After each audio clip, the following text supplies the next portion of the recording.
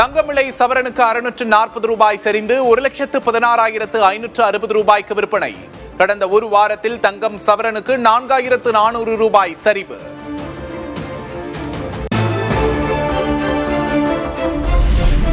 வெள்ளியின் விலை நேற்று 4,000 ரூபாய் உயர்ந்த நிலையில் இன்று 5,000 ரூபாய் சரிவு. சென்னையில் 1 கிராம் வெள்ளி 275 ரூபாய்க்கு விற்பனை.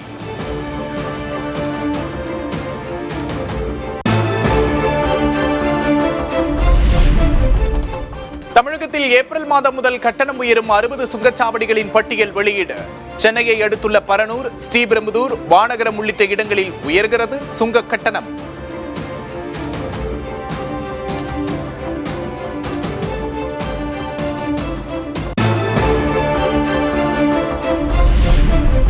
இரண்டாயிரத்தி 26 சட்டமன்ற தேர்தலில் இந்திய கம்யூனிஸ்ட் கட்சிக்கு 5 தொகுதிகளை ஒதுக்கீடு செய்தது திமுக. அண்ணா அறிவாலயத்தில் ஒப்பந்தம் கையெழுத்து.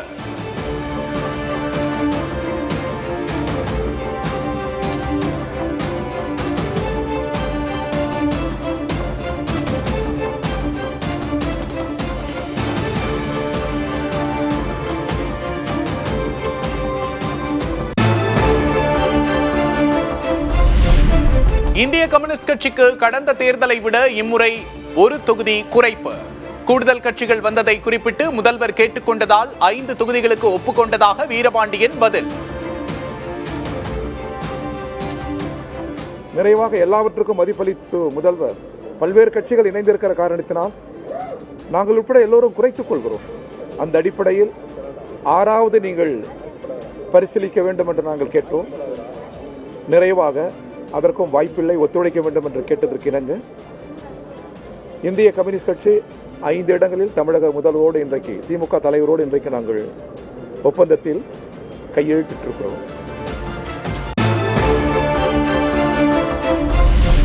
தொகுதி பங்கீடு தொடர்பாக திமுக மார்க்சிஸ்ட் இடையே நடந்த 3ஆம் கட்ட பேச்சுவார்த்தையிலும் இழுபறி.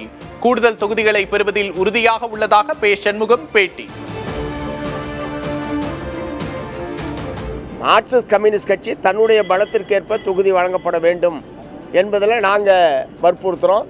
அதை பெறுவதற்கான முயற்சி என்பது தொடர்கிறது.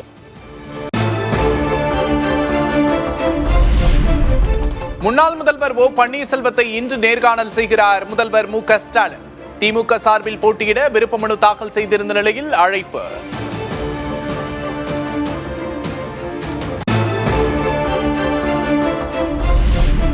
அதிமுக கூட்டணியில் தொகுதி பங்கீடு எப்போது?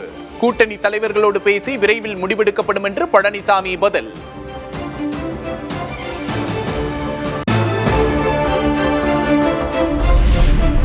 பெண்களுக்கு பாதுகாப்பு கோரி நடந்த ஆர்ப்பாட்டத்தில் நடிகை குறித்து ஆபாசமாக பேசிய சி.வி. சண்முகம். அதிமுக முன்னாள் அமைச்சரின் பேச்சுக்கு வலுக்கும் எதிர்ப்பு.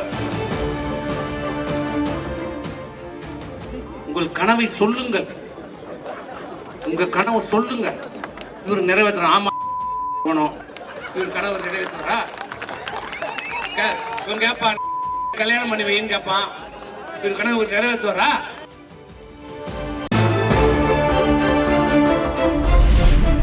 பெண்களை இழிவுபடுத்துவதே அதிமுகவின் வாடிக்கை என திமுக எம்பி கனிமொழி கடும் கண்டனம். சி.வி. சண்முகம் மீது காவல்துறை வழக்கு பதிவு செய்ய வேண்டும் என காங்கிரஸ் எம்பி ஜோதிமணி வலியுறுத்தல்.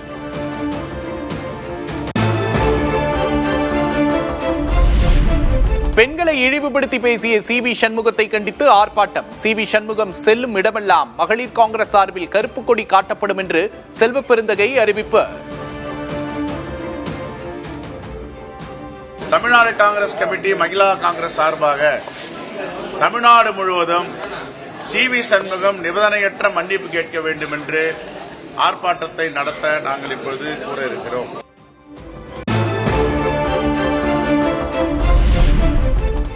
நடிகையை குறிப்பிட்டு பேசிய அதிமுக எம்பி சி.வி. சண்முகத்துக்கு பாஜக நிர்வாகி குஷ்பு கண்டனம்.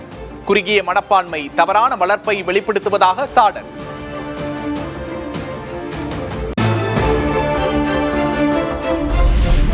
நடிகைகளை கேவலமான முறையில் பேசத்தான் உங்கள் கொள்கை சொல்கிறதா? தலைவர்கள் இதைத்தான் கற்றுக் கொடுத்தார்களா? சி.வி. சண்முகம் மன்னிப்பு கேட்க வேண்டும் என தென்னிந்திய நடிகர் சங்கம் வலியுறுத்தல்.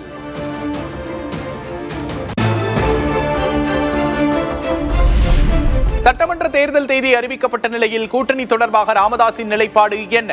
தைலாபுரத்தில் இன்று நடைபெறும் நிர்வாக குழு கூட்டத்தில் முக்கிய முடிவு எடுக்கப்பட வாய்ப்பு.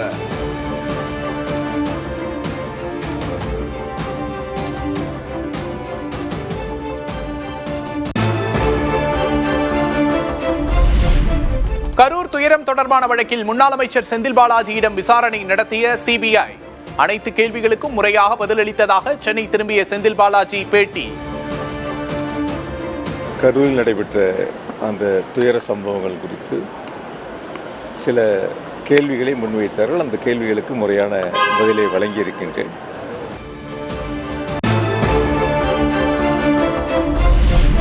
சட்டமன்ற தேர்தலில் பெரம்பூரில் போட்டியிடுகிறாரா விஜய்? கொடுங்கையூரில் ஏசி வசதியுடன் கூடிய தேர்தல் பணிமனை அமைக்கும் பணிகள் தீவிரம்.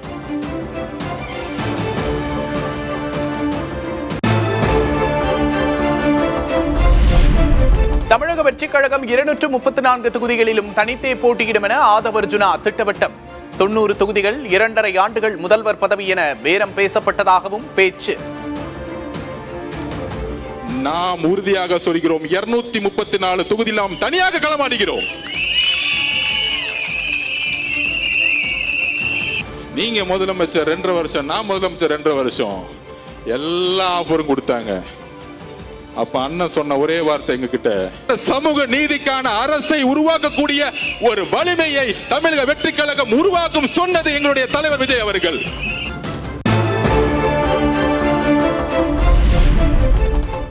காலம் பேசாது, ஆனால் காத்திருந்து பதில் சொல்லும் என நடிகர் ரஜினிகாந்த் எச்சரிக்கை.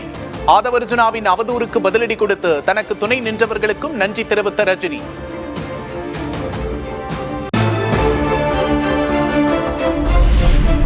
ரஜினி குறித்த அவதூறு பேச்சுக்கு மன்னிப்பு கேட்டார் ஆதவ் அர்ஜுனா. ரஜினிகாந்த் மீது வெறுப்பு இல்லை, அன்பு மட்டுமே இருப்பதாகவும் பேச்சு. பாசத்துக்குரிய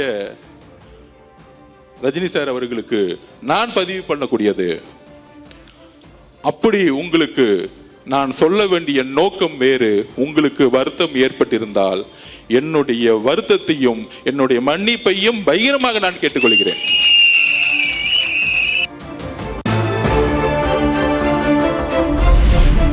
விஜயின் ஜனநாயகம் திரைப்படத்திற்கான மறு ஆய்வு மும்பையில் நிறைவு. சர்ச்சைக்குரிய காட்சிகள் நீக்கப்பட்டிருக்கிறதா என சரிபார்த்த தணிக்கை அதிகாரிகள்.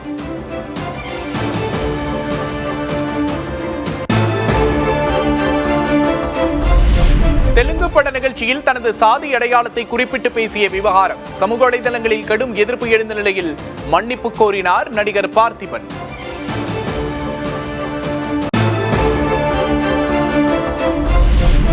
கடலூரில் புதிய தலைமுறையின் ஜனநாயக திருவிழாவில் KCC அட்டை உள்ளிட்ட கோரிக்கைகளை முன்வைத்த மீனவர்கள். NCCக்கு நிலம் கொடுத்தவர்களுக்கு வேலைவாய்ப்பு இல்லை என மக்களுடன் புதிய தலைமுறை நிகழ்ச்சியில் வேதனை தெரிவித்த மக்கள். KCC கார்டுனா வெறும் விவசாயிகளுக்கு மட்டும்தான் அப்படி நினச்சிக்கிட்டாங்க. மீனவர்களுக்கு அதில் உண்டு. அந்த கார்டு மூலமாக நிறைய பலன் உண்டு. உதாரணமாக வங்கிகளில் போய் ஒரு 2 பவுன் நகை அடைக்கிறோன்னு வச்சுக்கோங்க, 9% வட்டி கொட்டணும். இதுவே நீங்கள் KCC கார்டு உங்கள் கையில் இருந்துச்சுன்னா வெறும் நீங்கள் 4% வட்டி தான். அப்போ எவ்வளோ நம்ம சேமிப்பாருங்க. NLCக்கு நிலம் கொடுத்து பாதிக்கப்பட்டிருக்காங்க. இன்னைக்கு NLCயில் வேலை செய்கிறது வடநாட்டுக்காரங்க நிறைய பேர் வேலை செய்கிறாங்க. ஆனால் NLCக்கு நிலம் கொடுத்தவங்களுக்கு வேலையே கிடையாது. அடுத்த 2 நாட்களுக்கு காவிரி படுகை தென் தமிழக மாவட்டங்களில் மழை பெய்யும். 21ஆம் தேதி மேற்கு தொடர்ச்சி மலை மாவட்டங்களில் மழைக்கு வாய்ப்பு என வானிலை மையம் கணிப்பு.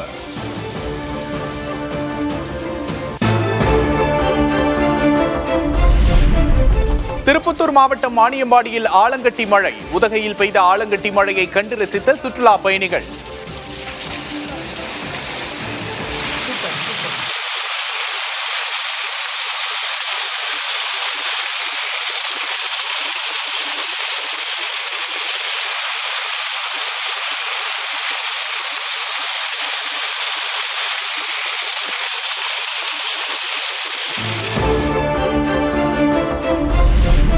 தமிழக கர்நாடக எல்லையில் வெளுத்து வாங்கிய ஆலங்கட்டி மழை. தர்பூசணி, வாழை சாகுபடி பாதிக்கப்பட்டதால் விவசாயிகள் கவலை.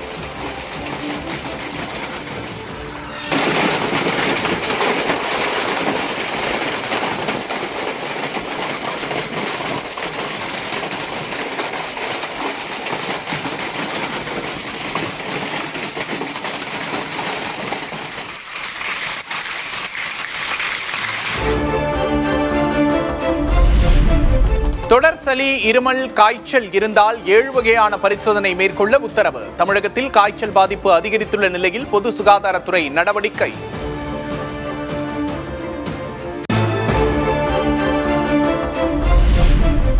மானாமதுரை ஆகாஷின் உடலை வாங்க குடும்பத்தினர், கிராம மக்கள் தொடர்ந்து மறுப்பு. காவலர்களை கைது செய்யும் வரை போராட்டம் தொடரும் என்றும் திட்டவட்டம்.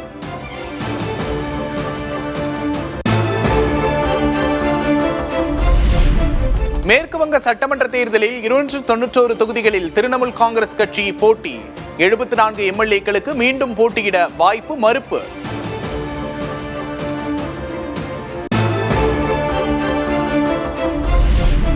கேரளத்தில் 55 தொகுதிகளுக்கான முதற்கட்ட வேட்பாளர் பட்டியலை வெளியிட்டது காங்கிரஸ். மாநில தலைவர் சதீஷன் பரவூர் தொகுதியிலும், ரமேஷ் சென்னிதாலா ஹரிப்பாடு தொகுதியிலும் போட்டி.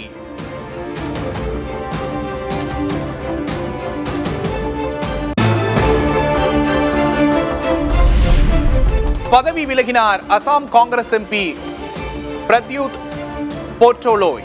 இன்று பாஜகவில் இணைய உள்ளதாக தகவல்.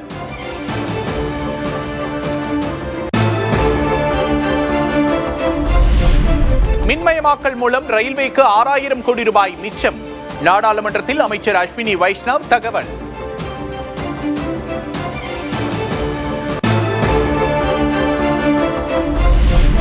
இன்று கூடுகிறது வெளியுறவுத்துறை விவகாரங்களுக்கான நாடாளுமன்ற நிலைக்குழு. மேற்காசியா போரால் ஏற்பட்டுள்ள விளைவுகளுக்கான தீர்வு காண்பது குறித்து ஆலோசிக்க திட்டம்.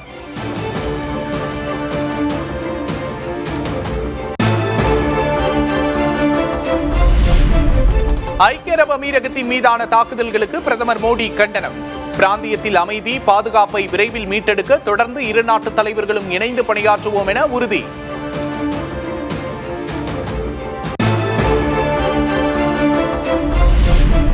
இந்தியாவின் ஆயத்த ஆடை ஏற்றுமதி கடந்த ஆண்டை விட இந்த ஆண்டு பிப்ரவரியில் சுமார் 4.7% சரிவு. உலகளாவிய பொருளாதார நிச்சயமற்ற தன்மையால் ஏற்றுமதி குறைந்துள்ளதாக தகவல்.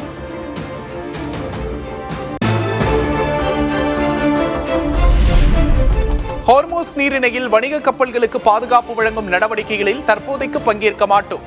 பிரான்ஸ் அதிபர் இமானுவேல் மேக்ரான் திட்டவட்டம்.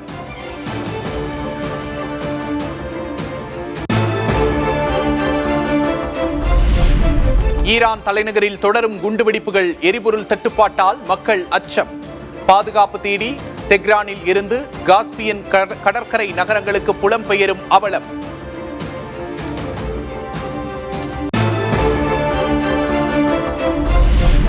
அமெரிக்காவின் 51வது மாகாணமாக வெனிசுலாவை மாற்ற ட்ரம்ப் விருப்பம். ஏற்கனவே கனடா, கிரீன்லாந்தை அமெரிக்காவோடு இணைப்பது பற்றி பேசி வரும் ட்ரம்ப்.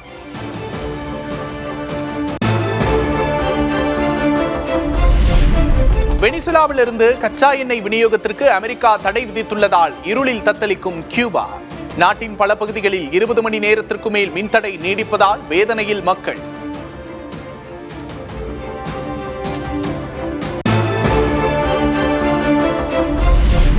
இஸ்ரேல் மீது ஆபத்தான கொத்து குண்டுகளை வீசி ஈரான் தாக்குதல். பாதுகாப்புத்துறை தலைவர் லாராஜினியை கொன்றதற்கு பதிலடி.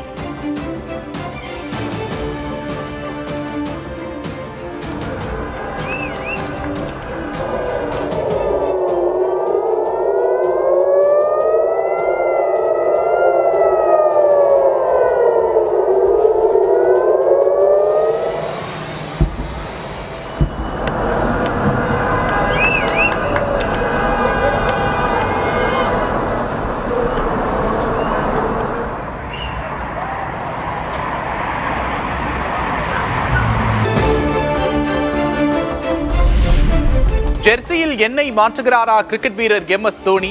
முகநூலில் வெளியிட்ட பதிவால் ரசிகர்கள் அதிர்ச்சி.